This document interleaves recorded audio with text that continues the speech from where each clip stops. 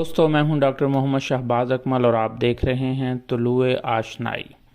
دوستو، ہمارے سلسلہ آج کی کتاب کے ساتھ ہم حاضر ہوئے ہیں، اور آج کے سلسلے آج کی کتاب میں ہم ذکر کر رہے ہیں انیس سوانح کا۔ انیس سوانح نیر مسعود کی ایک تحقیقی کتاب ہے، اور انیسیات یعنی میر انیس کے باب میں یہ سنگ میل کی حیثیت رکھتی ہے۔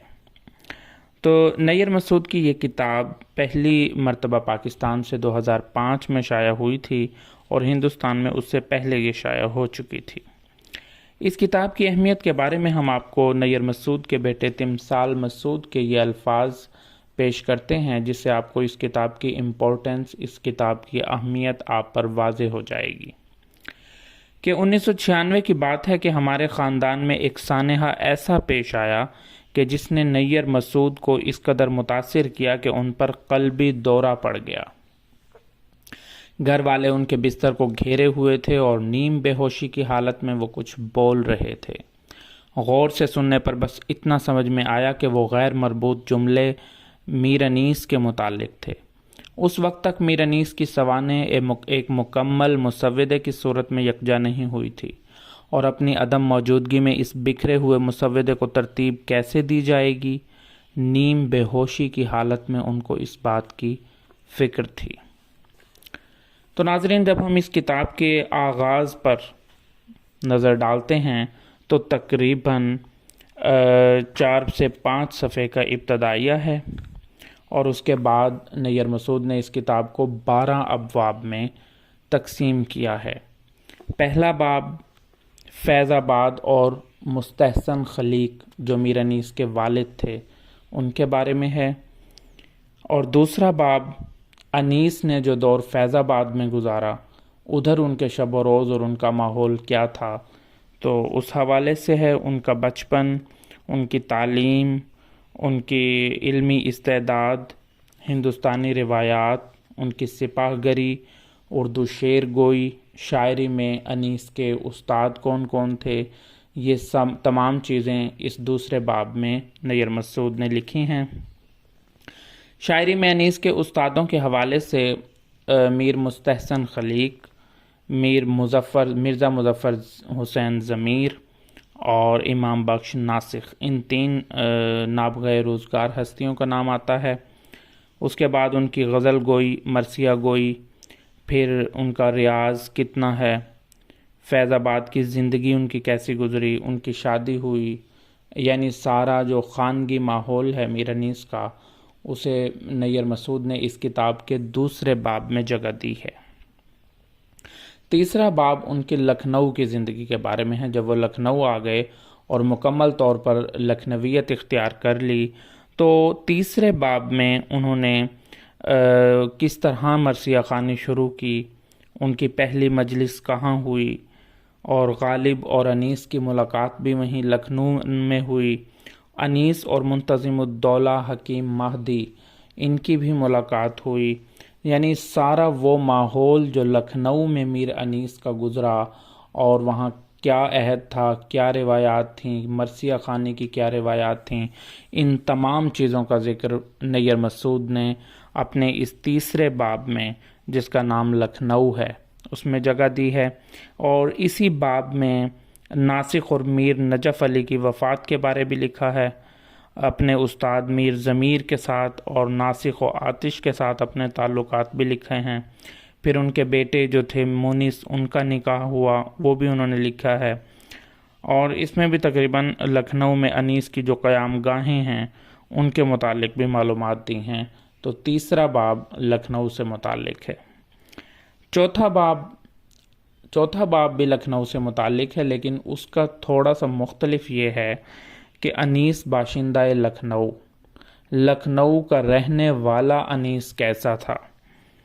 تو انیس کی حیت مجموعی کا ذکر کیا ہے، ان کے لباس کا، پھر انیس کا ممبر پہ بیٹھ کر کیا روب و دبدبہ تھا، یا ان کا کیا انداز تھا ممبر پہ بیٹھنے کا، ان کی شخصیت، آواز، ان کی گفتگو، ان کی صحبتیں، ان کے شعر پڑھنے کا انداز، پھر شعروں سے اثر پذیری، شاعری پر تبصرے، حصے مزاح، اور ان کے کیا معمولات تھے، دلچسپیاں اور مشاغل کیا تھے۔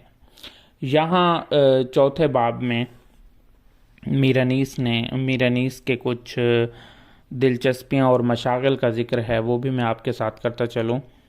نمبر 1 کہ ورزش اور سپاہ گری ان کا شوق تھا، پتنگ اڑانا، کبوتر بازی، بلی پالنا، چھڑیوں کا شوق بھی تھا، جو چھڑیاں بید کی چھڑیاں ہوتی تھیں، موسیقی، سوز خوانی کا شوق تھا، حقہ پیتے تھے، گوشت کھانے کا بھی شوق تھا، غسل تفریحی کیا کرتے تھے، اور مذہبیت سے تو ہم سب واقف ہی ہیں، معرفت اور تصوف، سریت اور مخفی علوم یعنی علوم باطنی کے بھی قائل تھے۔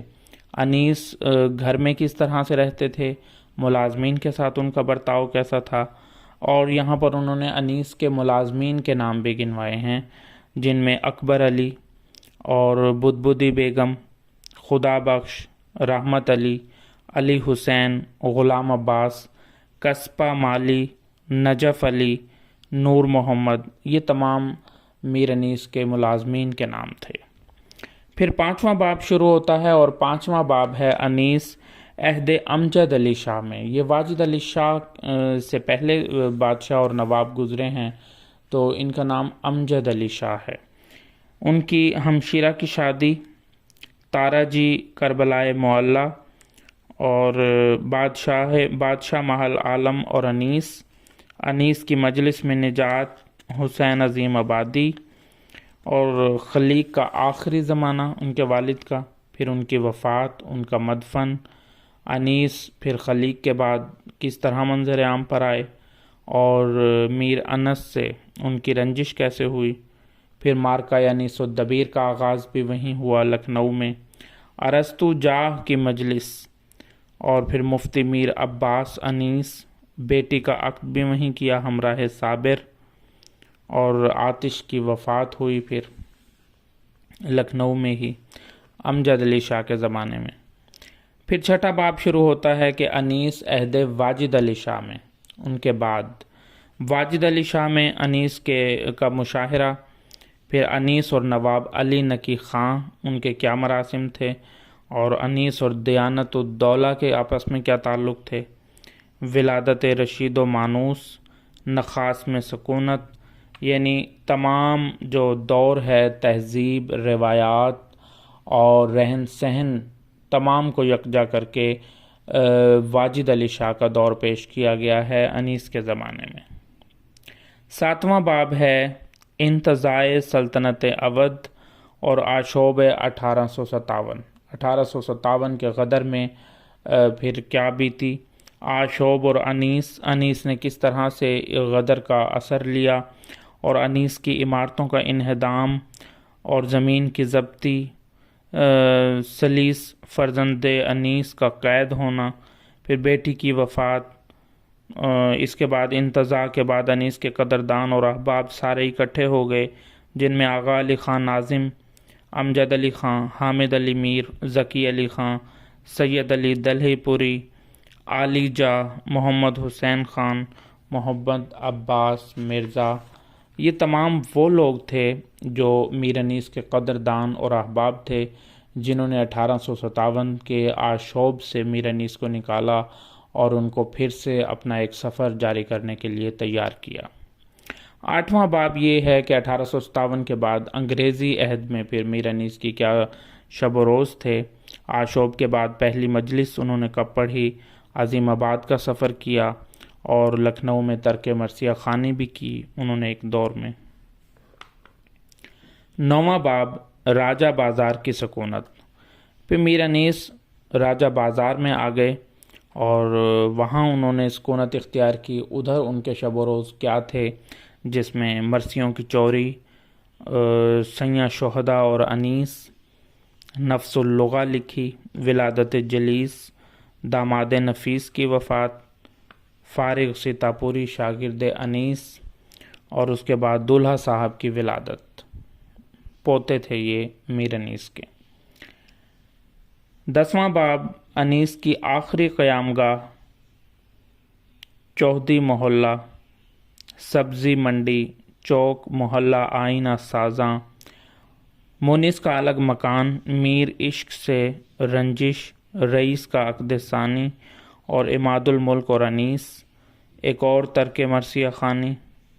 پھر وفیات ہوئیں بیگم جان کی، علی اوسط رشک کی، نواب علی جاہ کی اور غالب کی، ارسطو جاہ کی، دیانت دولہ، یہ تمام رفقات ہیں میر انیس کے، اور ان کی وفات ہوئی۔ اس کے بعد والدہ حکیم سید علی کی تعزیت کی، حیدرآباد کا سفر کیا اور میر انس سے بگاڑ پیدا ہوا۔ آخر میں پھر 11واں باب انہوں نے زندگی کے آخری سال پر مبنی ہے کہ آخری سال میر انیس کا کیسا گزرا۔ شاہد عظیم آبادی نے جب میر انیس کو مجلس پڑھتے تصویر ہوئے بھی سنا شامل ہے۔ میر تو اشرف یہ ایک بڑا مسیح کی عجیب سفارش واقعہ ہوئی، ہے۔ پھر اب وفیات دوسرے جبکہ احباب کی شاد ہوں، عظیم آبادی کے سامنے آخری مرثیہ برسوں گو کی مرثیہ گوئی اور مرثیہ مجلسیں خواں کیسی تھیں۔ انیس اپنے انیس اصل کی آخری میدان میں مجلسوں کا کیا اپنے احوال فن تھا، کے ساتھ اپنا اشعری جوہر دکھا اور رہے تھے، احسن اور اور انیس شاد عظیم آبادی ان کا یہ روپ دیکھ کر یعنی ان مبہوت سب تھے۔ کا آپس میں جس وقت تعلق شاد پیش مجلس کیا میں ہے۔ پہنچے 12ویں تو باب میں انیس پھر یہ بند پڑھ رہے بیماریاں، تھے۔ مرض وہ الموت دشت اور وہ وفات خیمہ کا ذکر زنگار کیا ہے۔ گوں کی شان، ماخذوں کی فہرست گویا دی زمیں ہے پہ اور نصب اشاریہ تھا بھی ایک لکھا تازہ ہے۔ آسمان، تو یہ ایک مکمل بے طور پر چوبہ تحقیقی کتاب سپہر ہے بریں جس میر کا انیس کے بارے صاحبان، میں، بیت ایک مستند العتیق اور دین کا علمی مدینہ تحقیق پر جہاں مبنی ہے۔ کی جان، تو 12ویں باب میں آپ کی وہ وفات کا دشت